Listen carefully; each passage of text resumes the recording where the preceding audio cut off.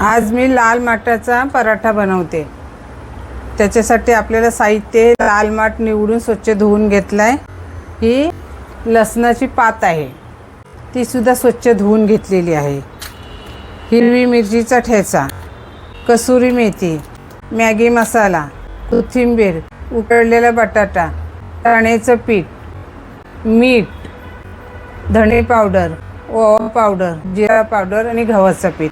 आता आपण पहिला लाल माठ बारीक करून घेऊया। तर लाल माठ आपण फूड प्रोसेसरमध्ये टाकलाय। ही लसणाची पात पण याच्यामध्ये टाकून दिली। आता आपण ही बारीक करून घेऊया। तर लाल माठ आणि लसणाची पात आपण बारीक करून घेतली। आता ह्याच्यामध्ये आपल्याला बटाटा किसून घ्यायचा आहे।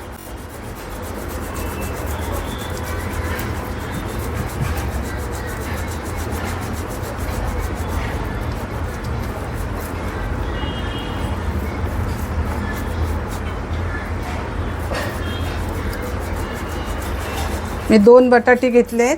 तुम्हाला पाहिजे तेवढे 3-4 घेऊ शकता, पण जास्त पण बटाटा बरा नाही, कारण आपण पालेभाजीचा पराठा बनवतोय।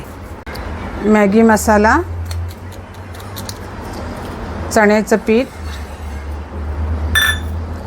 मिरचीचा ठेचा, कसुरी मेथी, कोथिंबीर, धणे जिरे पावडर,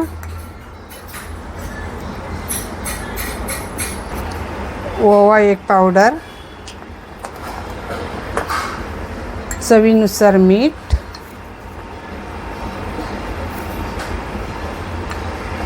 आणि याच्यामध्ये बसेल तेवढेच गव्हाचं पीठ घ्यायचं। आता हे सगळं आपण पहिलं मिक्स करून घेऊया। आता ह्याच्यामध्ये आपल्याला गव्हाचं पीठ बसेल ना तेवढंच टाकायचं आहे, जास्त पण नाही टाकायचं।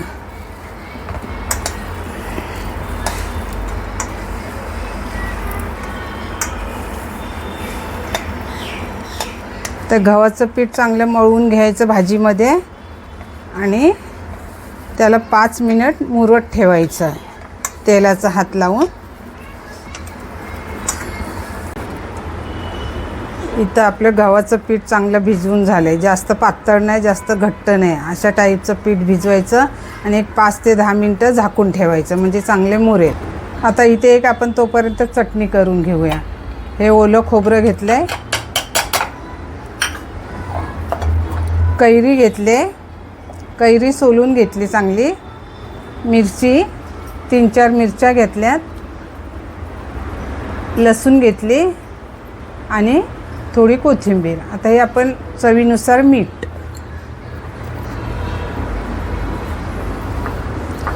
थोडीशी साखर। आता हे चांगलं आपण बारीक वाटून घेऊया। चटणी पण आपली छान बारीक वाटून झाली आहे बघा। आता हे आपण बाजूला ठेवू आणि पराठा करायला घेऊ।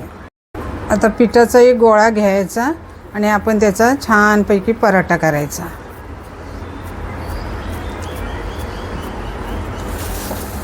पिठामध्ये घोळवायचा। गव्हाचंच पीठ घेतलंय, तुम्ही तांदळाचं पीठसुद्धा घेऊ शकता। आता आपण ह्याचा पराठा लाटूया।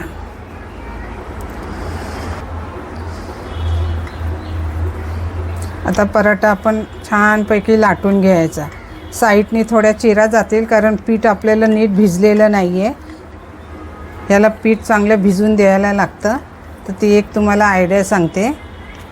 एक छानपैकी डब्याचं झाकण घ्यायचं आणि गोल असा पराठा येईल असा पराठा करून घ्यायचा। आता एकदम आपल्याला गोल असा पराठा पाहिजे, तर मग हे साईडने आपल्याला चिरा गेलेल्या आहेत ना, त्या नाही दिसल्या पाहिजेत। मग एक डब्याचं झाकण मस्तपैकी घ्यायचं आणि असं हे बघा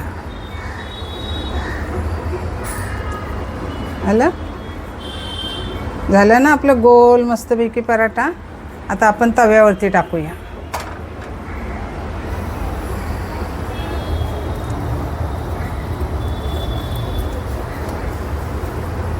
तव्यावरती शेकून घेऊया। हा आपला पराठा मस्तपैकी शेकून घेतलेला आहे। वरती बटर, तेल नाहीतर तूप काही तुम्ही लावू शकता। मी आता बटर लावते।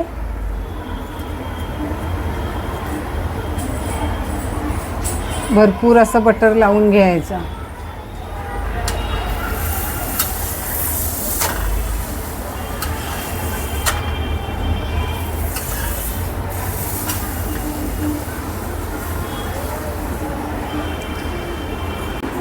हा आपला लाल माठ आणि लसणीच्या पातीचा पराठा. साईडला आंब्याची चटणी, कैरीची चटणी. पराठा आवडला शेअर करा, लाईक करा, सबस्क्राईब करा.